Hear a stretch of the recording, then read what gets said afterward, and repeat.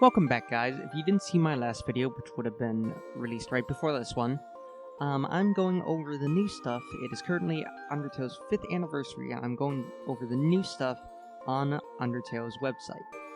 Now, 3 things were added: the Doubt Room status update, Undertale 5th anniversary alarm clock, winter dialogue, and the Undertale line stickers. Last video, I talked about the Doubt Room status update, and the stickers aren't really that important. They're just a cool thing you can buy for a couple dollars. But today I'm going to be looking at the 5th anniversary alarm clock winter dialogue. Now, if you didn't know, on the Undertale Kickstarter, one of the stretch goals was an Undertale alarm clock app if they reached $32,500. And all of the stretch goals were reached. The whole thing was funded at $51,125, so the Undertale alarm clock app should have been released. However, it's been constantly delayed and not worked on. However, the dialogue on this page was originally intended to debut in the Undertale alarm clock, an app that would have served as the vehicle for various humorous monologues from the characters. Development on the app is halted due to various circumstances, including asking the app developer to help with the development of a Doubt Rune instead. So, rather than have the dialogue gather dust, I've taken an excerpt and rewritten it for display here. As always, it's recommended you don't read this dialogue until you've completed Undertale. So what this means is, yeah, the Undertale alarm clock app was mainly to have different interactions between the characters that you couldn't see in the game. However, and again, there's also going to be spoilers for Undertale. But it's been all gathered here so we can actually read it. So we have Toriel, Napstablook, Papyrus, Sans, Undyne, Mettaton, Alphys, Flowey, and Asgore. And I believe, yeah, it's just the winter dialogue, so this would only be for winter. Also, one important thing to mention, that this dialogue, it does take place post-Pacifist route. Everyone is on the surface, and it's made pretty obvious. Everyone knows Toriel when they didn't before. Mettaton is in his EX form. Alphys and Undyne seem to be together, and Napstablook and Mettaton have made up to each other, and Flowey pretty much confirms it. So yeah, this dialogue is post-Pacifist. But let's look at Toriel. Toriel for winter. The most wonderful thing about winter, it has to be coming home at night when the snow is still sparkling, getting out of the cold into a warm house, which is still freezing because the dog is sleeping on the vent. Ah well, that is what fire magic is for. Whoa, you do that to a dog? Leave. So that's just a funny thing with Toriel. And her. Once again, apparently she does have multiple problems with the annoying dog. I want to knit something for all of my friends. Fin muffs for Undyne, a tail warmer for Alphys, a horrible, ugly sweater for Sans, mittens for Papyrus. But I suppose he can just wear over his gloves, so I guess Toriel loves to knit. Oh, Sans is just terrible during the winter time. There was this evil thing he did recently. He intentionally stood outside in the cold, until his bones were absolutely chilled, and he said, "Tori, can we talk about something?" So I leaned down to listen to him, and he just put his horrible freezing hands right on my face. I'm going to start pouring hot water on him before I let him in. It's just a cute little scene with Toriel and Sans. The winter party? Oh, we will not discuss this. Something happened at the winter party. Alright, so that was Toriel's dialogue for winter. Let's look at Napstablook's. Oh, I like winter. You can go out to a great big field where it's all quiet and let the snow fall right through you. Because he's a ghost, it goes through him, until you're buried deep in a snowbank. I wouldn't do that if you aren't a ghost, because he likes to sit out in the snow, and while he's doing his traditional lay back, he can just let himself pile of snow. When it gets freezing outside, and I'm feeling a little melancholy, sometimes I like to have a big cry, and watch my tears turn into beautiful ice crystals. Oh, sometimes it's so beautiful, it just makes me cry even more. That's cute. It's a little sad. Napstablook, why do you cry so much? Mettaton wants to hire me for a ski resort, crying to ice up the slopes with my tears. Oh, I always wanted to do that. Mettaton is making business off of Napstablook's crying, and apparently he wants to do it, so I guess that works out. Now if we look at Papyrus for winter. Winter? Now that's my time of the year. As in, it's essentially default to me, so it doesn't really excite me that much. Because he lives in Snowdin. But this year was very special. We were able to put on a big holiday celebration for all of our friends. Great job, Papyrus. All sorts of people came to the party bearing gifts. For example, Undine and Alphys brought a pair of treats. Undine brought a container of her famous spaghetti, which, when it was opened, seemed to only contain flames. And Alphys brought a cookie tin containing a small fire extinguisher to wash it down with. Great job, Undine and Alphys really know each other. Much merriment was had, gathered around the television, watching seasonal specials like Mettaton Saves Santa Claus and Mettaton the Red-Nosed Reindeer. Of course, Mettaton-themed holiday specials. I noticed Asgore getting teary as he watched. He must have been stunned by the raw emotional beauty of the 30-minute-long dance party in the middle of every movie. Oh no. Mettaton, I guess, puts a 30-minute-long dance party in every movie, and poor Asgore had had enough of it. As the night progressed, Miss Toriel got very rowdy. I think she had too much eggnog. She started drawing hair on my brother's head with a marker, and singing holiday songs very loudly, but replacing the lyrics with cursed words. She kept trying to get Alphys to sing with her. Oh, she was placing the lyric curse words, okay. She kept trying to get Alphys to sing with her, holding her little yellow arms and waving them back and forth. We ended up locking her in the garage where she fell asleep. She looked kind of bad just lying there, so I put a cloth over her and some candelabras on top to make her match with the decor. Alright, so that's why Toriel didn't want to talk about the party. At the end of the night, Sans was curled up on the couch, sleeping in his clothes as usual. Come on, Sans, you don't even have a blanket. It's dishonorable to sleep without a blanket. But he didn't hear me, so I had to put a blanket on him myself. Pathetic, isn't it? A grown man getting tucked in, without even telling me a bedtime story. What a mess. Bottles and confetti everywhere. Broken eggs and spears on the floor. Undine. One of Mettaton's legs, lost in the confusion. Sans had better help me clean this. I had half a mind to wake him up. But seeing Sans sleeping so soundly made me think he never said so, but I think he was happy to celebrate the holidays with so many friends. I can't remember the last time he was able to do that. Maybe after a day like this, he was having a nice dream. Wow, so does that mean it's canon that Sans actually really isn't happy all that often? That he might actually have depression? I mean, that was pretty much hinted to be canon in Undertale, and like with all the stuff you can find out in the Genocide route, but that's cool to think about that it's kind of being confirmed here that Papyrus is concerned for his brother. That's cool. So I let him sleep. But he better not expect me to clean up by myself next time. That good dream was my present to him. Alright, now let's look at Sans. Sans, winter. Winter's cool, huh? Well, that's putting it mildly. It's freezing. This winter, Papyrus threw a holiday party for everyone. He pretty much set up everything himself. Well, honestly, I'm pretty proud of him. All I helped him with was deboning the food. So I removed the bones, put in the, cake, the salsa, the guac dip, the punch, so Sans was helping out, removing Papyrus's weird bones from his cooking. Oh yeah, he even made a welcoming puzzle for the party. A giant labyrinth made of ice, snow, and musical ornaments. That would be so cool! To baffle and confound his friends with holiday cheer. You, had to get through it to get to the front door. I think Asgore got lost in there for a while. Undine had to go save him. She found him huddled around a homemade fire, eating a fruitcake like it was a meal ready to eat. I think everyone else kinda came through the back door. Asgore got lost in it, but everyone came through the back door and Undine had to go save him. It's cute. Not gonna lie, the party was kind of a mess. But you know, isn't that nice? Certain somethings have to deal. Nothing happens if you don't reach for the stars. Or at least, that's what he's always saying constantly. Trying to wash his hands in his giant sink. But, let's look at Alphys. I'm not really a huge fan of winter. The days getting shorter is a huge letdown. Plus, when I get cold, I tend to, Oh yeah, because she's a lizard, and she's cold-blooded. Start moving and talking in slow motion. Fortunately, this winter, I had a brand new, extremely efficient space heater. I made a nice space to put the heater in, too.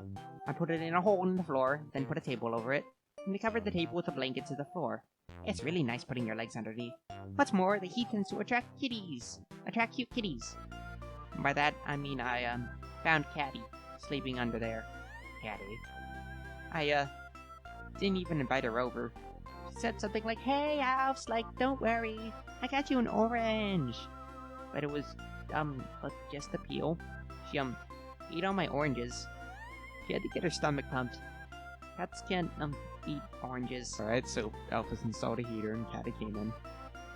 The next day, I heard dance music coming from under the table. With colorful flashing lights, why is everyone using Alphys' space heater?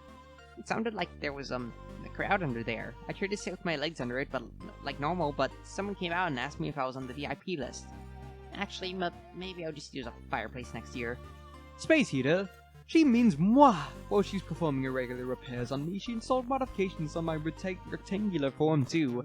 Allow me to, exceed my normal hotness. Then begged me to hang out under her table. Well, who am I to refuse my biggest fan? But don't think being under a table means the show won't go on, darling. So Alphys didn't just install a space heater, she added it onto Mettaton, and he sat under her table.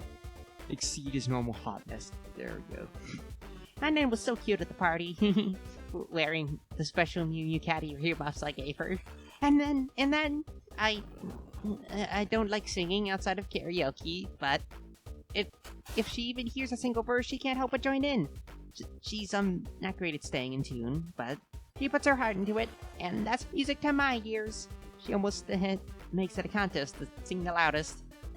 But between her and Toriel singing carols, it got pretty loud. That was one of the things that made her we don't have to discuss this. Alphys, what happened? So Undyne was the plot thickens. Undyne was singing along with Toriel. Mettaton for winter. House looking barren, tired of tacky tinsel. Why not top your tree with a 5-pointed star when you can top your tree with a TV star? Try MTT brand holiday ornament. MTT brand ornament will rotate and dance. MTT brand ornament can speak several poorly digitized phrases. Warning: MTT brand ornament may destroy other ornaments out of jealousy. Warning: do not antagonize MTT brand ornament. Warning: if MTT brand ornament escapes, call the authorities immediately. Alright, it's MTT brand ornament is sounding more and more like a companion cube. It's gonna go rogue. Mettaton, what did you do? But yeah, that's just a big advertisement for Mettaton. Papyrus' holiday party. Oh yes, I was just offering to Miss Toriel a sample of my MTT brand super adult winter eggnog when so Mettaton is the one that made Toriel that drunk. When, out of the corner of my optical sockets, I spied a certain pink-haired hussy in the kitchen, uninvited, pouring Blukey a cup of ghost juice in the most unrefined manner, and generally making an incorporeal mess all over the floor. Oh my stars! Look, darling, if you can't properly lift a teacup delicately with the tip of your high-heeled boots, then just turn 360 degrees and walk directly in front walk directly in front of you out the door. I'll make sure you have a better time in the mind maze. Did Mettaton encourage the maze? But okay, so you spun a certain pink-haired hussy in the kitchen uninvited. That might be Catty? But so yeah, Mettaton is the one that made Toriel drunk.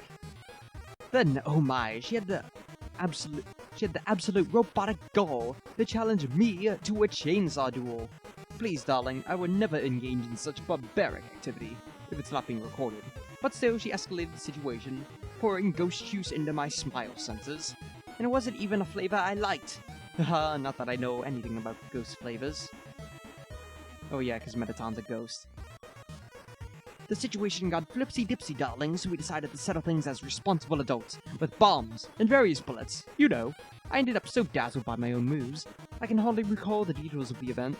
But I remember Alphys and Undyne killing us off the floor, my head lying on Alphys' extremely small knee. Where is Napstablook? I asked. Stop pretending to die dramatically. They left. They left? Why? I asked, dying dramatically. They don't like fighting. Oh, it was Mew Mew! It was Mad Mew Mew! Oh, that she found, and Mad Mew Mew was with Napstablook. Can't remember if Mad Mew Mew / Mad Dummy is supposed to be Napstablook's cousin, or if they just knew each other because they're both ghosts. But Mew Mew and I looked outside, our hands conspicuously close on the window pane. Blukey was out there, crying. Tears forming into beautiful ice crystals. I felt a strange feeling, two of them. One, a pang of regret. And two, I bet it would be really popular if they could cry up ice from my ski resort. Oh, this little plot thickens. Mettaton made Napstablook cry with his fighting with Mew Mew. Alphys went back to the living room with Undyne, leaving Mew Mew and I alone in the kitchen. Undyne, she sure is happy with Alphys, huh, Mew? She said, forcing a smile. Yes, and Alphys, she sure is happy with Undyne, I said with a dazzling grin. And so we stood there in silence, drinking ghost juice, that neither of us could actually taste. Oh boy. So Mettaton had a big brawl with Mew Mew, that's cool. Also, he's the whole reason that Toriel got drunk. We will never forgive you, Mettaton. But now for Undyne. My favorite thing about winter, it's gotta be winter sports. Snow wrestling, snow baseball, snow football, and of course, snow hockey. Isn't snow wrestling when Undyne just yells snow wrestling and starts beating up Papyrus, like tackles him and starts beating him up? But snow hockey. The last match we played was unforgettable. Me, Asgore, and Sans versus Alphys, Toriel, and Papyrus. Action, betrayal, teamwork. It could have been a movie. A disaster movie, maybe. Hey, what the heck are you doing in my monologue? I was a referee, darling. Ref, all you did is sit on the sidelines in a super tall chair, taking selfies with giant sunglasses on. I can't help but the sun sparkling off the ice highlights my natural beauty. Natural? He's a robot. He doesn't have natural beauty. Anyway, it was a great match. Everyone had a blast. Alphys was running from you and yelling the whole time. You've got to tackle the person with the puck. Which got accidentally stuck to her stick from the cold. Really? I thought she was just playing really well. Bursting from the ice like a shark didn't help either. Look, I wanted her on my team, but Papyrus chose her first. Don't worry, Alphys, I won't let you get picked last. I was going to pick her, Papyrus. I was going to. Speaking of Papyrus, he was on me the whole match. Almost. Literally. He kept tackling me the whole time. Yes, Papyrus, get back at her for snow wrestling. But, he put on so much protective gear, he just bounced off with me with a noise like a squeaky toy. When he did get the puck, he just passed it back to Alphys. Except for once when he passed it to Sans, because he forgot they weren't on the same team. Sans gave it back, though. Good Sans. Sans! That's right, I was playing with a handicap too, you know. My teammates were barely playing. Toriel and Sans just stood at the center of the ice, slapping their hockey sticks together over and over and saying stuff like, "Is this how you play? Is this how you play?" While pretending to not understand the rules. Meanwhile, my other teammate, Asgore, ended up falling into a fishing hole in the ice, getting his, leg stuck inside. I was, so into the game I didn't notice, and he, didn't really say anything, so... Anyway, I eventually pulled him out, when he discovered some king had been written on his behind in magic marker. Someone went to Asgore onto the ice and wrote some king on him. Eventually, Alf got a headache and had to take a break. To watch Mew Mew's virtual streamer event. Oh, Mew Mew is a virtual streamer. Wait, is that a reference to, like, the new Japanese VTubers? So I decided to swap the teams around to make something more fair. Everyone against me! They agreed! You will not lose, Undyne. We will show you the power of love and hockey. Oh, also, I love the new sprites, the new face sprites, like Undyne's expression here. Used for this, it's so cool. We will not lose, Undyne. We will show you the power of love and hockey. Papyrus rallied his team together for a huddle to discuss strategies. Or so they thought. Ha! You left yourselves wide open. I knocked everyone down like bowling pins and scored repeatedly. The game timer reached the 3/4 point in a flash. Ha! 77 points to 0. You thought you could win? I laughed in everyone's face individually while flexing. Then Papyrus looked dejected. The power of love wasn't enough. Damn it, Papyrus, I went too far. I was about to apologize to him, when suddenly Sans scored a goal behind me.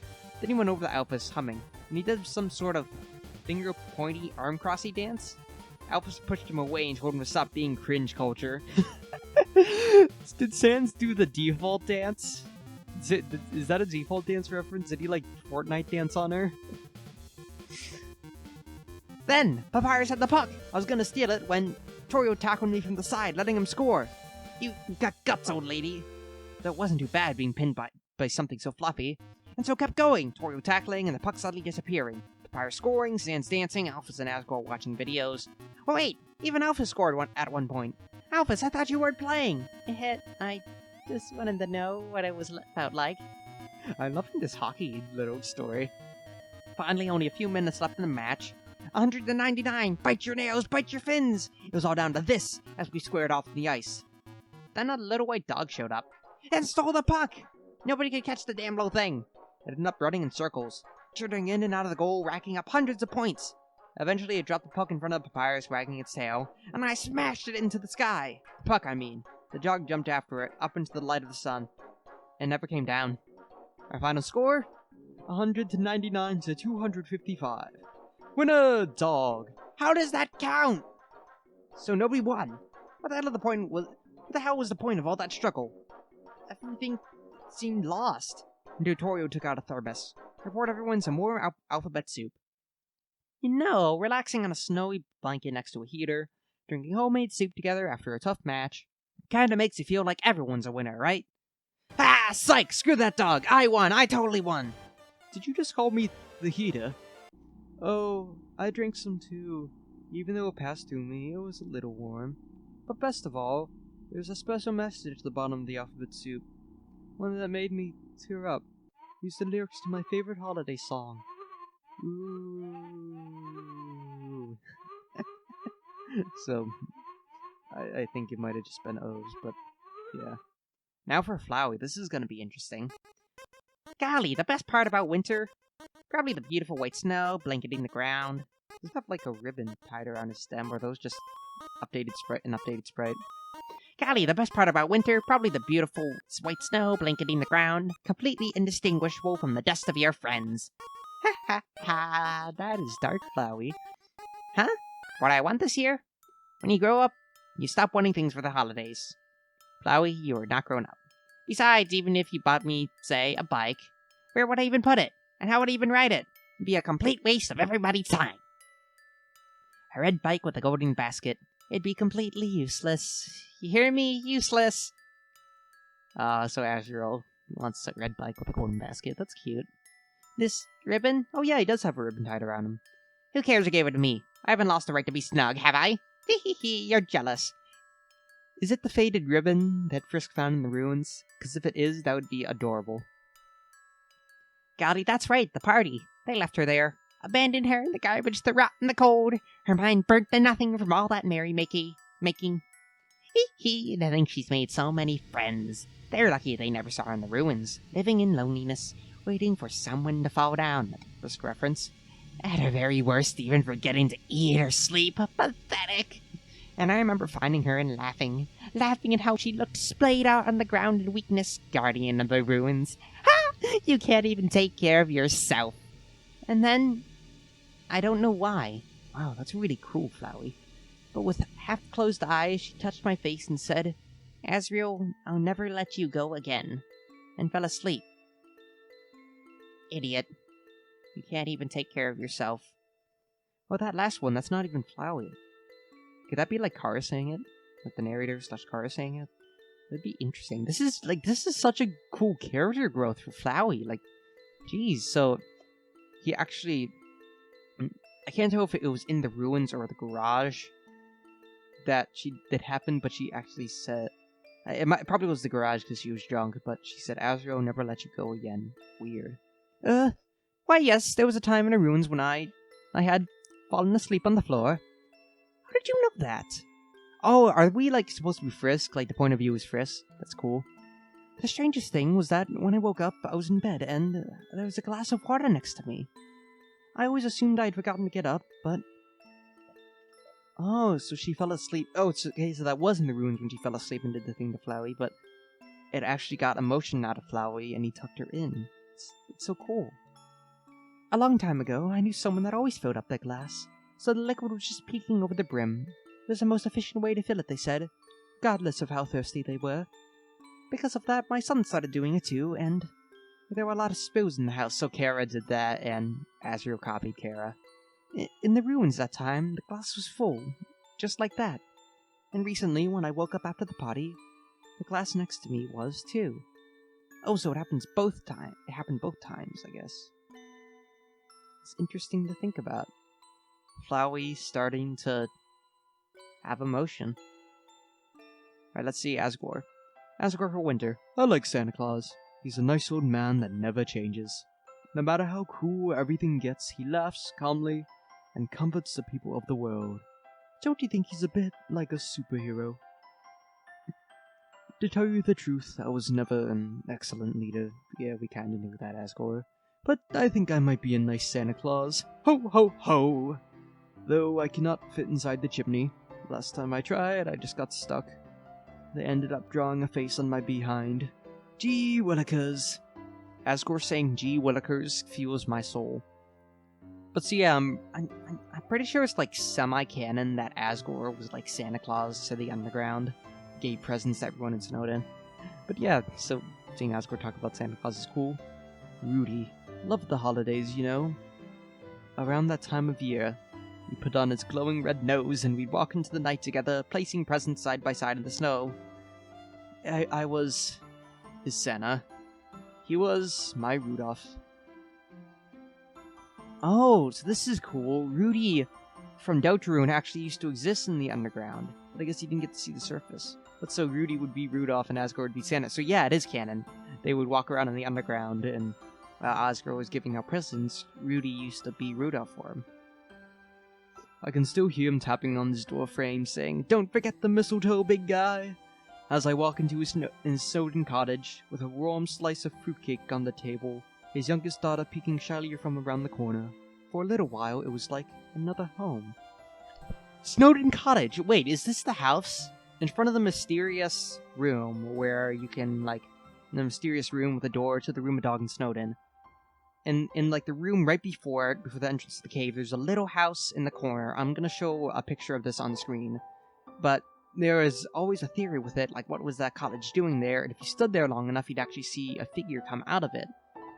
Is this that same Snowdin Cottage? Did Noelle and Rudy used to live there? That would be like a cool insert into canon. I knew him for a long time, even when I first met him at Hotland University.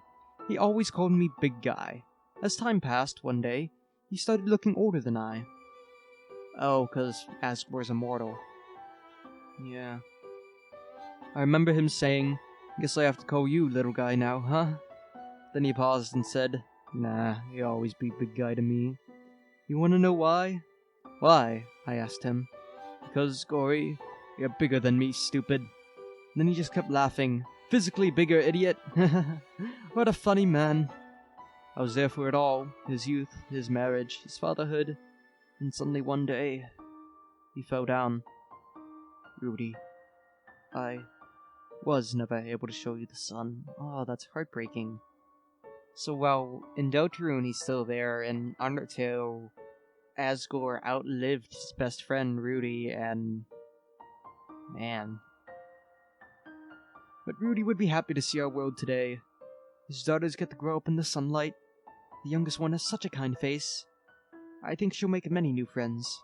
Isn't that nice? So yeah, so Noelle is there. Daughters. 2 of them? Yeah, I guess 2 of them.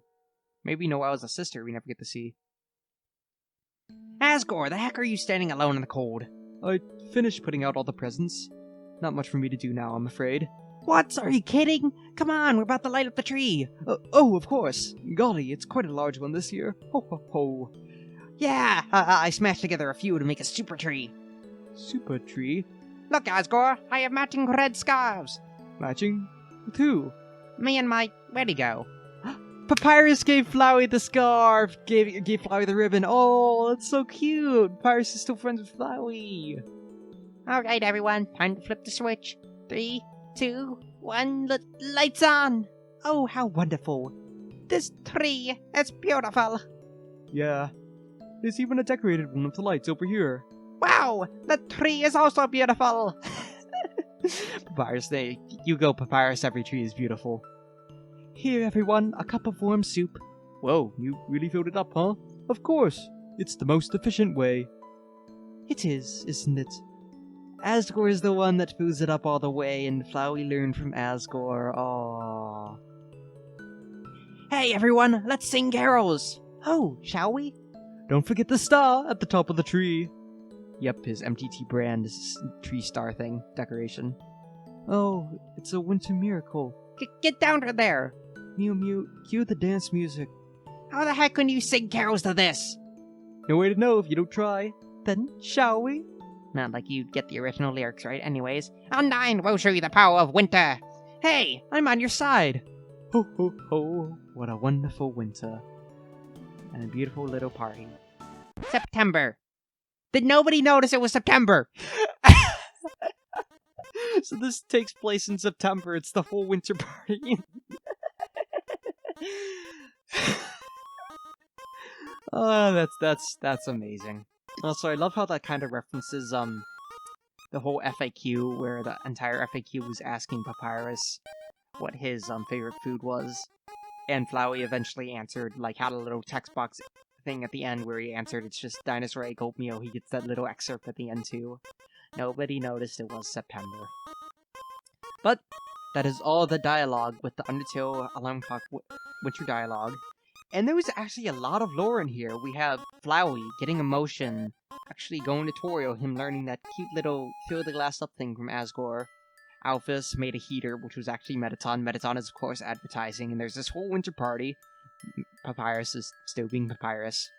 There was a snow hockey game. Napstablook is now going to be part of the ski resort. Also, Mettaton and Mew Mew had a fight. Sans was just being Sans, and he actually helped. Well, Papyrus thinks he did everything. Sans actually helped out at the party. And, of course, Asgore and Rudy. And so we actually know where the Noel family, the Holiday family, was in Undertale. That is so cool. But I'd like to hear your interpretations of the dialogue in the comments. See what you think about them. But for now, we've got this cool dialogue, and I'm going to think more on it. But I'm going to see you guys later. Happy anniversary, Undertale.